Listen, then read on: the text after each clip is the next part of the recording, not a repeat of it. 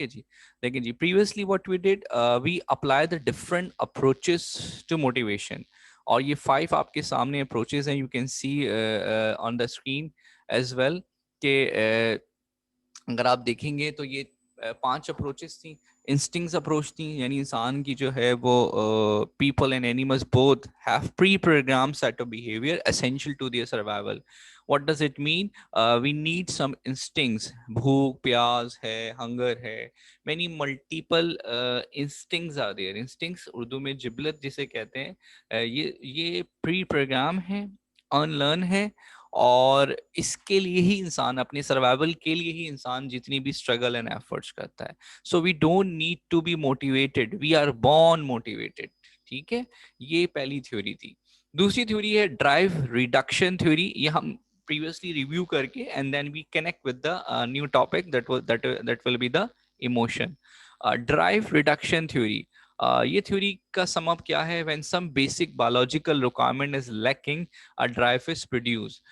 हमारी बॉडी में जब कुछ भी इम्बैलेंस होता है, या हमारी साइकोलॉजिकली जब हमें कुछ इम्बैलेंस होता है, we need some requirement to fulfil, और उसको जब हम फुलफिल करते हैं, यानी मिसाल के तौर पे if we feel a cold temperature, तो हम चाहेंगे कि कुछ वार्मनेस आए। If we feel the hot weather, तो हम चाहेंगे कि कुछ कोल्डनेस आए।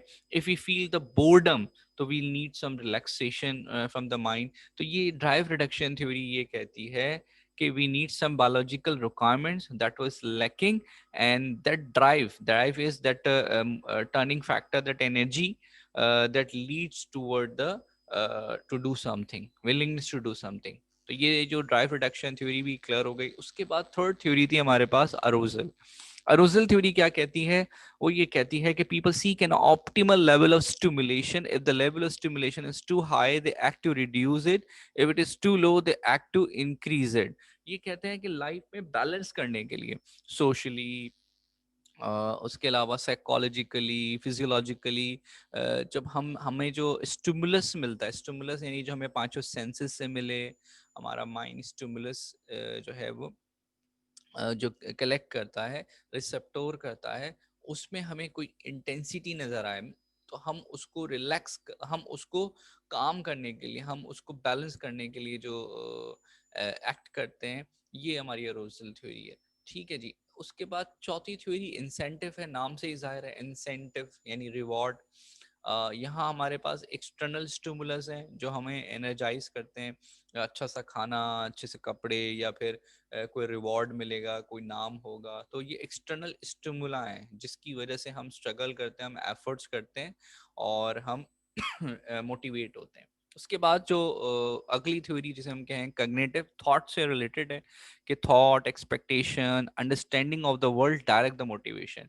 कि आपके माइंड में किसी भी चीज़ का कोई एक एम है, ख्वाब है, ड्रीम है, या कोई एक्सपेक्टेशन है, और दुनिया को आप कैसे समझते हैं, देखते हैं, और क्या अचीव करना चाहते हैं।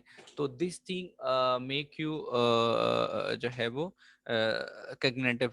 ठीक है, तो कग्निटिव क्या है? Thought, expectation and understanding of the world. और जो finally hierarchy of the need, hierarchy of the need, that was most popular theory of motivation which is presented by Maslow। और मैस्लो ने नीड थ्योरी प्रेजेंट की, एक hierarchy develop किया from top to bottom and from bottom to top, जिसमें वो ये कहता है कि हायर ऑर्डर नीड्स को हम, लोअर ऑर्डर नीड्स को फुलफिल करते करते हम हायर ऑर्डर नीड्स की तरफ जाते हैं। अच्छा, लो ऑर्डर नीड्स में क्या था? फिजियोलॉजिकल नीड्स थी, सिक्योरिटी था, शेल्टर, फूड, क्लोथ। अच्छा, हाई ऑर्डर नीड्स में क्या है? सेल्फ एस्टीम नीड है, उसमें self actualisation need. Self actualisation need is the highest need, where the everyone want to get maximise their potential. तो यूं इस तरह से हमने 6 जो है वो मोटिवेशन थ्योरीज देखी, और पिछली सेशन के अंदर। Now we are taking now we are taking the next one, that is emotion। और देखिए जनरल परसेप्शन तो वो यही है कि जो भूख प्यास है यही हमें दौड़ाती है और हम मेहनत करते हैं, तो ह्यूमन को सिर्फ क्या यही चाहिए, लेकिन नहीं। अभी हमने इतनी सारी थ्योरीज देखी, क्या ये जो शुरू की 3 थ्योरीज हैं, यानी अरोजल, इंस्टिंक्ट्स और उसके बाद आपकी ड्राइव रिडक्शन, तो ये तो आपको फिजियोलॉजिकल यानी ईट ड्रिंक ड्रिंकिंग की बात कर रहे हैं। लेकिन जो लास्ट 2 है, इंसेंटिव हो गया और जो मैस्लो की थ्योरी है वो इसलिए ज़्यादा पॉपुलर है। मैस्लो ह्यूमन को सिर्फ और सिर्फ वो ईट ड्रिंक और हंगर की तरह नहीं देख रहा, क्योंकि फिर इंसान और ह्यूमन में क्या एक मोटिवेशन रहेगा, एक इंसान में और सॉरी एनिमल्स में क्या एक मोटिवेशन रह जाएगा। एनिमल्स का जो मोटिवेशन होता है वो भी तो एक सर्वाइवल इंस्टिंक्ट ही होता है, कि वो अपनी बका की जंग लड़ता है और शिकार करता है, और वो जो है वो खाना पीना उसका यही एक एक्टिविटी होती है। तो फिर why we say that we the man, we the human are different from the animal. तो फिर वो कौन सा मोटिवेटिंग फैक्टर हो, तो उसने फिर उसको सेल्फ एक्चुअलाइजेशन नीड से अडॉप्ट किया। तो हम इसको इसको आगे जरा हम देखते हैं, हम मोटिवेशन के साथ साथ इसको कनेक्ट करेंगे। हमें इमोशंस भी देखने हैं, यानी somehow the most important factor the emotions is also play. अच्छा, बुक में मोटिवेशन में जैसे भी हमने देखा हंगर और ईटिंग की बात की है, तो एक आर्टिकल दिया हुआ है, ये हम खैर बुक में मौजूद है, तो इसके ऊपर एक ओवरव्यू कर लेते हैं। आप इसको रीडिंग कर सकते हैं। इसमें एक जो है यही एक बात बताई गई है कि अभी हमने देखा कि इंसान को जो है वो हंगर और ईट जो है ये ज़्यादा मोटिवेट करता है टू डू समथिंग। तो लेकिन इसके अंदर भी फिर साइकोलॉजिकली ये बहुत इंपॉर्टेंट टॉपिक है, वो जिसमें हम ये देखते हैं बीएमआई। बीएमआई क्या है? Body mass index. इसका फॉर्मूला भी है क्लियरली, इसको मैं आपको एक जनरल आइडिया बता देता हूँ। आइडिया बेसिकली ये है कि जितनी हमारी वेट, जितना हमारी हाइट होती है, उस हाइट के अकॉर्डिंगली हमारा वेट होना चाहिए। ठीक है, ये एक साइकोलॉजिकल एक फॉर्मूला दिया ताकि हम अपनी बॉडी के ऊपर कंट्रोल कर सकें, ताकि हम अपनी हंगर और ईटिंग के ऊपर कंट्रोल कर सकें। अच्छा, अगर इससे ज़्यादा होगा तो ओवर वेट कहलाएंगे, इससे कम होगा तो अंडर वेट कहलाएंगे। ठीक है, और उसका फॉर्मूला भी है, अगर 20% अबव होता है तो उसको ओबेसिटी कहते हैं, कि body weight is more than the 20% above the average weight for a person for a particular height. Let's suppose अगर आपकी 6 फुट हाइट है, या अगर आपकी 5 फुट 5 इंच अगर आपकी हाइट है, तो उसमें आप का वेट उसी के अकॉर्डिंगली होना चाहिए। अगर उससे कहीं ज्यादा होगा तो जो है वो फिर 20% अबव देन योर हाइट, तो फिर वो स्टैंडर्ड से मेंटेन नहीं होगा, और उसमें बहुत सारी डिजीजेस का सामना करना पड़ता है, जैसे ये WHO ने मेंशन किया है यहाँ पे।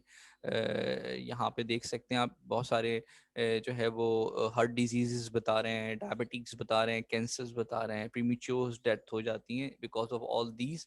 तो ओवरवेट होना कोई अच्छी बात नहीं है, अंडरवेट होना ये भी कोई एक अच्छी सिम्टम्स नहीं है। तो you we should maintain your diet, your hunger and eating. तो ये एक बड़ा इंपॉर्टेंट एक आर्टिकल है, इसके अंदर उन्होंने यहाँ पे फॉर्मूला भी दिया हुआ है, इसको आप अच्छे से देख सकते हैं। ठीक है, कि जिस तरह इसको इवेल्युएट करेंगे। तो अच्छा, ये तो हमारी सारे फैक्टर्स हो गए। अब हम जरा आ जाते हैं, ये तो एवरीवन नोज अबाउट दैट। ठीक है, और जिसको इंटरेस्ट हो उसको और अच्छे से देख सकता है, या बीएमआई गूगल भी करेंगे तो आपको जो है वो बीएमआई का इंडेक्स निकल आएगा। मेल का एक अलग होता है, फीमेल के लिए एक अलग है। बहुत जो है उसमें आप वो कैलकुलेशन करते हैं, उसके अकॉर्डिंगली आपको पता लग जाता है। तो मेटाबॉलिज्म पता है मेटाबॉलिज्म क्या होता है? मेटाबॉलिज्म जो बायोलॉजी के स्टूडेंट्स हैं वो तो बखूबी जानते होंगे। मेटाबॉलिज्म ये जो हम डाइट लेते हैं, यानी जो हम गज़ा लेते हैं, फूड न्यूट्रिएंट्स होते हैं। ये जो फूड है बेसिकली फिजिकल है ना, यानी रूट्स खा रहे हैं हम, यानी हम फ्रूट खा रहे हैं, हम वेजी खा रहे हैं, तो यानी सीड है वो, लीव्स हैं वो, या रूट्स हैं वो। ठीक है, हम जब वो खाते हैं उसको हम फिजिकल एनर्जी को ट्रांसफॉर्म करते हैं, कन्वर्ट करते हैं into the mental energy, and that process is called what? The metabolism. ठीक है, इसको हम मेटाबॉलिज्म कहते हैं। यानी ये समझ लें, ये इस बॉडी को एक एनर्जी प्रोवाइड करता है, मेटाबॉलिज्म। ठीक है, तो अब ये प्रोसेस हमारा जो है वो बिल्कुल अच्छा। ये समवन शेयर समथिंग, जैसे नॉरिन जमी शेयर सरकम, जो पीपल बहुत ज़्यादा खाना खाते हैं बट वेट उनका फिर क्यों कम होता है। अब ये तो बायोलॉजिकल एक होगी कोई एक रीजंस, ठीक है, वो एक टेंडेंसी है या और क्या फैक्टर्स हैं, बट यहाँ जो एक उनको समझाना था आर्गुमेंट, वो ये आर्गुमेंट था कि मोटिवेशन सिर्फ जो है वो फूड एंड हंगर के लिए ही नहीं है, we should keep maintain, we should keep equilibrium between over the diet and the weight. तो ये एक ठीक है। तो अब हम जरा यहाँ पर आते हैं, ठीक है। अब हम अच्छा जी, ओके, ये I I open this slides from the Google classroom. अगर आप देख सकते हैं ये मैंने गूगल क्लासरूम से ही ओपन की हैं, ठीक है। ये जो इमोशंस की स्लाइड्स हैं ये गूगल क्लासरूम से ही ओपन अप की हैं। तो I think you will be see carefully, ठीक है, जिसको शायद गूगल क्लासरूम देखना नहीं आ रहा है, ठीक है, ठीक है। चलें, अब आप जो है वो आज के इस कंटेंट पर आते हैं। ये बाकी ईटिंग डिसऑर्डर और ये सब तो कंटेंट है। अब आज जो मुझे पढ़ाना था आपको वो इमोशन, जी।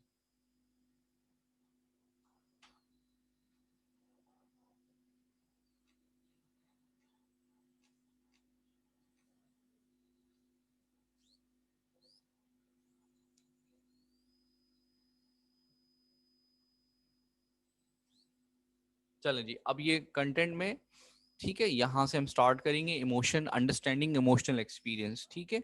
तो ये आर्टिकल के थ्रू है, बाकी लेक्चर स्लाइड्स आल्सो दिए, और पहले हम आर्टिकल से तरह इसके की पॉइंट्स देख लेंगे और फिर हम उसको रैप अप कर लेंगे from the slides as well. देखिए, इमोशंस को हम साइकोलॉजिकल डोमेन में देख रहे हैं, मैंने इसको हाईलाइट किया है, आप ये देख सकते हैं रीडिंग में। Emotions the feeling that generally have both physiological and cognitive element that influence behaviour.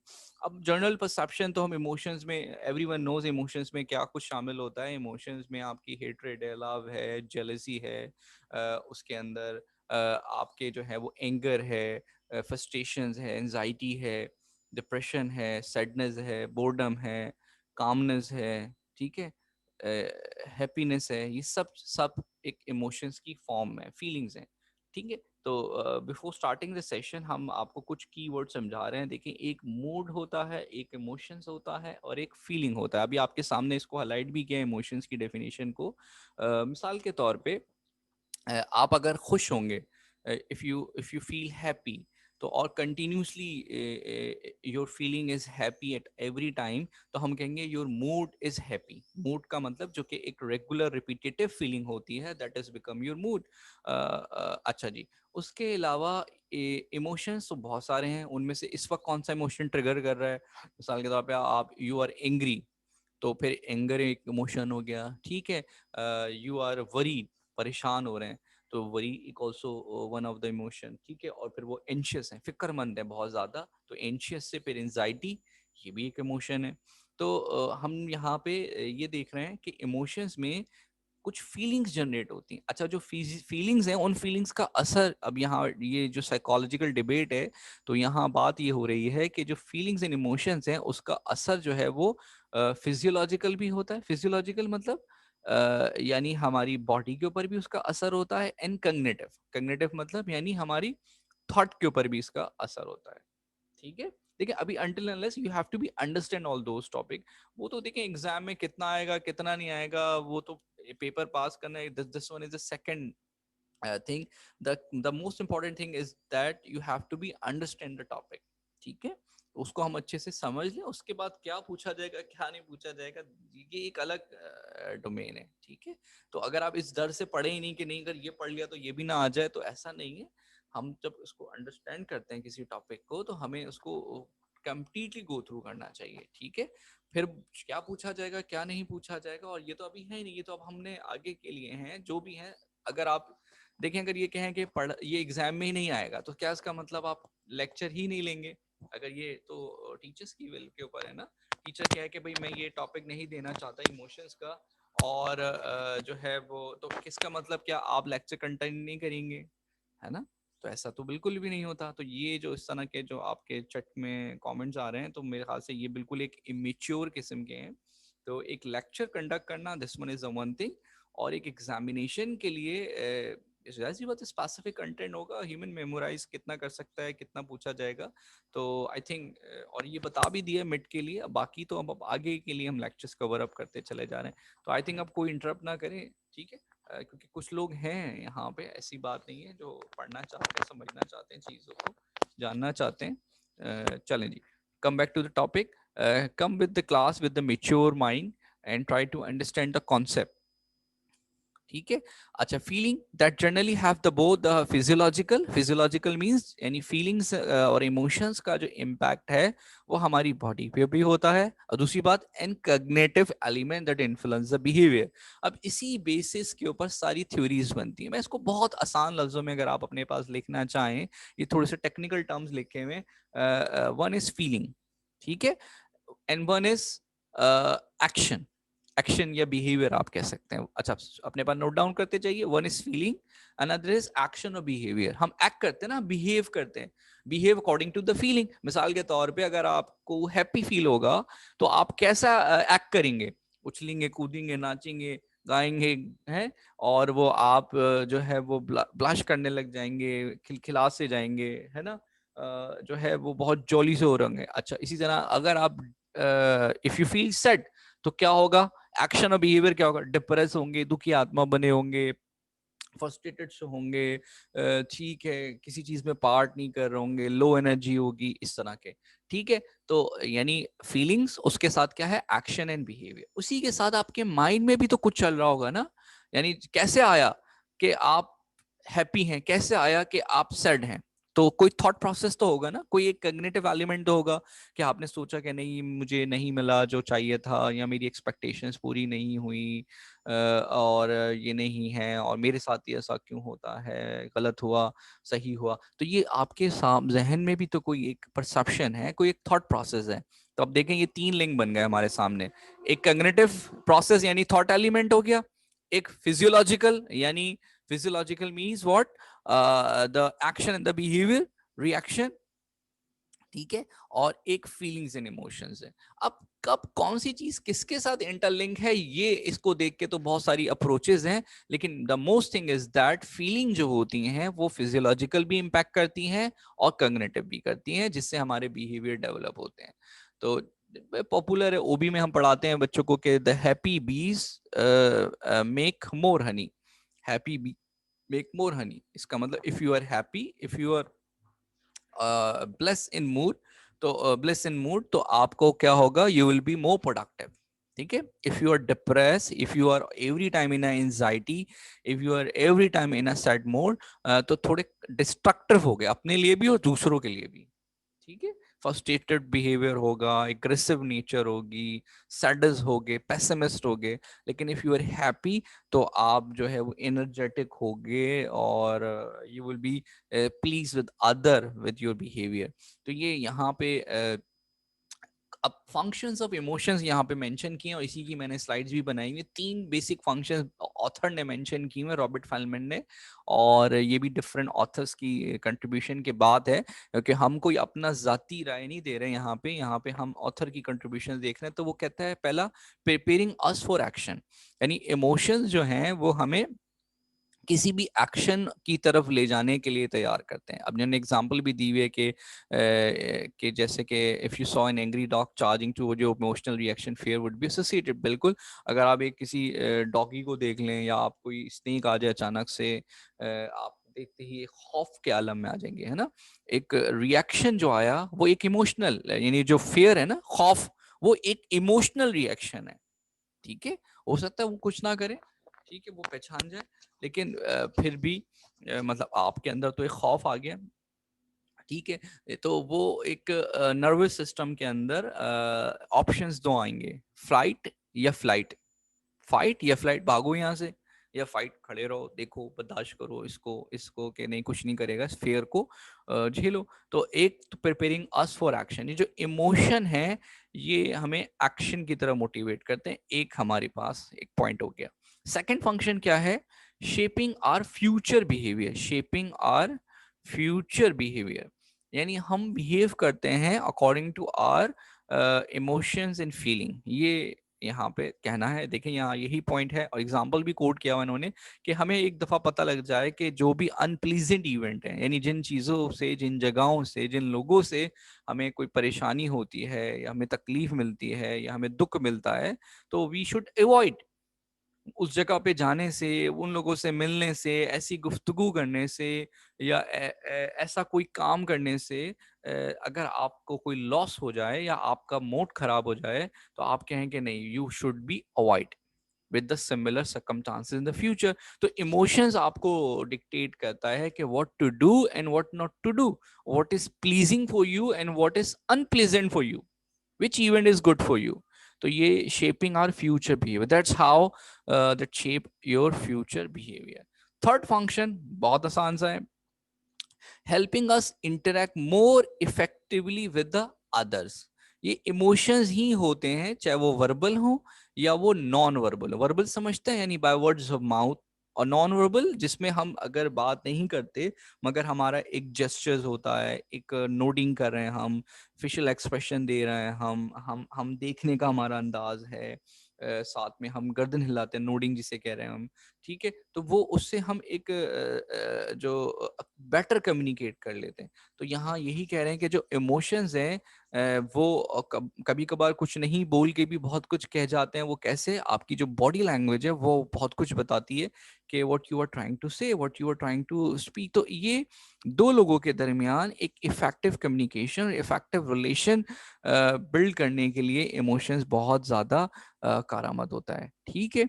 कि हमें पॉजिटिव सिग्नल्स मिल रहे हैं, हमें नेगेटिव सिग्नल्स मिल रहे हैं, हमें हमें एक किस तरह का इम्पैक्ट, जैसे कोई अगर प्रेजेंट करे तो वो अपने इमोशंस स्पीक, जैसे वो है ना, action speak louder than word, बिल्कुल ऐसे ही एक emotion speak deeper than word. ये मैंने ऐड किया कि emotion speak deeper than words, emotion ज्यादा गहराई तक बात करते हैं, ठीक है। ठीक है ना, वो जो दिल से क्या था कि जो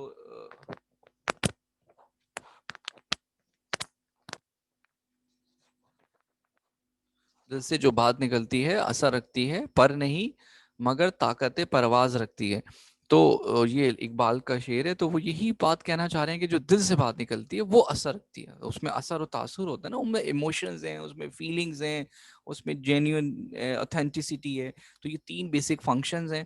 पहला कि हम एक्ट करते हैं, दूसरा हम बिहेव करते हैं, और तीसरा हम बेटरली इंटरेक्ट करते हैं, ठीक है। तो ये तो हमने कुछ कंटेंट देखे। अब यहाँ पे आपके सामने ये एक फ्लो चार्ट दिख रहा होगा यहाँ पे। अब एक और डिबेट हम क्लास में मैं हमेशा से करते हैं कि भाई जो है, ये बताइए आप हमें, इमोशन पॉजिटिव होते हैं या नेगेटिव होते हैं या न्यूट्रल होते हैं? ये तीन ऑप्शंस हैं, इमोशन पॉजिटिव होते हैं, नेगेटिव होते हैं या न्यूट्रल होते हैं। इमोशन पॉजिटिव हैं, नेगेटिव हैं या न्यूट्रल है? चलें जी, बताइए, आप पार्टिसिपेट करें जब तक मैं आपका स्क्रीन शेयर। जी, इमोशन जो हैं पॉजिटिव होते हैं